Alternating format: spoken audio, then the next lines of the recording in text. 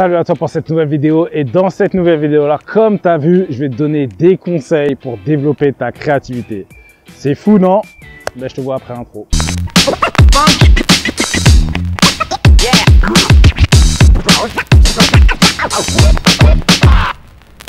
Ok, donc je vais te donner 3 manières pour améliorer ta créativité. Ces 3 manières là sont les seules que j'ai pu trouver ou penser qui vont te permettre d'améliorer ta créativité. Je réponds à cette question parce que j'ai reçu un commentaire sur la chaîne qui m'a demandé d'améliorer la créativité. Excuse-moi si je t'ai pas fait une dédicace pour cette demande de vidéo, mais malheureusement, comme j'en reçois beaucoup et des fois je note pas les noms, des fois je screenshot pas les commentaires, malheureusement j'ai oublié ton nom. Mais merci en tout cas pour cette suggestion de vidéo, et je pense que ça va aider plein de personnes de savoir comment améliorer la créativité, parce que c'est une qualité qui est super importante pour les joueurs de football.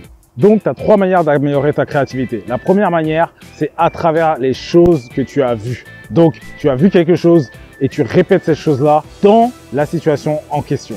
Donc, par exemple, tu as vu Neymar faire un crochet d'une certaine manière et en match, un jour, tu te retrouves dans la même situation-là et tu fais le même crochet. Tu vas te dire « Oh, c'est un truc de fou, j'ai fait le même crochet que Neymar ». Et en fait, ce qui s'est passé, c'est que tu as reproduit le geste que tu avais vu auparavant. Donc, ça, c'est une des manières d'améliorer ta créativité. C'est en regardant plein de compilations de football, plein de matchs, plein de choses qui sont en rapport avec le football pour améliorer ta créativité. Et en fait, ce qui se passe, c'est assez fou parce que c'est pas seulement que tu vas apprendre ces choses-là, des fois, ces choses-là, elles vont te venir sur le tas. Donc, c'est assez surprenant et inexplicable à la fois, le fait que lorsque tu regardes certaines vidéos, des fois, tu refais les mêmes choses en match et tu vas te dire que tu n'as pas travaillé dessus, ou tu vas dire que tu n'as pas forcément pensé à cette chose-là auparavant, mais que ça t'est devenu comme ça. Et en fait, ça fait partie de la créativité. En fait, c'est pouvoir répéter ce que tu as vu auparavant et pouvoir faire la même chose en match lorsque tu te retrouves dans la même situation. La deuxième manière d'améliorer ta créativité, c'est lorsque, par exemple, tu es sur le terrain, tout seul, tu vas t'entraîner. Et moi, par exemple, personnellement, je faisais ça et j'allais tester des gestes. Donc, si on parle purement de dribble, tu peux aller sur le terrain et essayer d'inventer tes propres dribbles ou essayer de penser à certaines situations dans lesquelles tu t'es retrouvé et à essayer de penser à un dribble nécessaire dans cette situation-là. Encore une fois, j'aimerais préciser que lorsque je parle de créativité, je parle pas forcément de créativité, par exemple, pour un milieu de terrain qui essaie de voir les déplacements de ses coéquipiers et qui essaie de créer du jeu, qui essaie de faire quelque chose de créatif sur le terrain en tant que milieu de terrain. La créativité en tant que ailier, c'est différent de la créativité en tant que milieu central. En tant que milieu central, par exemple, tu vas pas avoir la même créativité qu'un ailier. Un ailier, sa créativité, elle sert à créer sur le tas et elle sert à faire quelque chose qui va le sortir d'une situation, par exemple, en 1 contre 1. Un milieu de terrain, par exemple, sa créativité va lui servir à créer des espaces avec ses passes et avec sa vision du jeu pour pouvoir créer quelque chose, pour pouvoir créer des actions dangereuses. Donc, comme je disais, lorsque par exemple je jouais, des fois je me retrouvais tout seul sur un terrain, je partais m'entraîner, je partais jouer avec mon ballon ou quoi que ce soit, tout seul sur un terrain, et je partais essayer des dribbles. Par exemple, un dribble que tu n'as sûrement jamais vu à la télé ou quoi que ce soit, c'est... Après, je sais pas, hein, j'ai pas regardé tous les matchs du monde ou quoi que ce soit, mais pour l'instant, j'ai pas encore revu ce dribble-là, que j'avais essayé d'inventer et que j'avais essayé de reproduire par moi-même. C'est un dribble auquel j'avais pensé lorsque je m'étais retrouvé dans une situation. J'avais essayé de dribbler, j'avais perdu le ballon au City Stade quand j'étais jeune, hein, je devais avoir 15-16 ans. Okay, et ensuite, des fois, je jouais chez moi, tout seul dans la maison, avec mon petit frère des fois. Et on jouait dans la maison et tout ça, et j'avais essayé de créer un dribble, ou de penser à un dribble justement, dans la situation où j'avais perdu le ballon. Et le dribble que j'avais créé, c'était celui-là. Une touche semelle, un passement de jambe, et en même temps un deuxième passement de jambe avec l'intérieur du pied. Je sais pas si d'autres joueurs professionnels l'ont déjà fait ou quoi que ce soit, mais c'est un dribble auquel j'avais pensé lorsque par exemple j'étais sur le côté gauche et qu'un défenseur venait comme ça.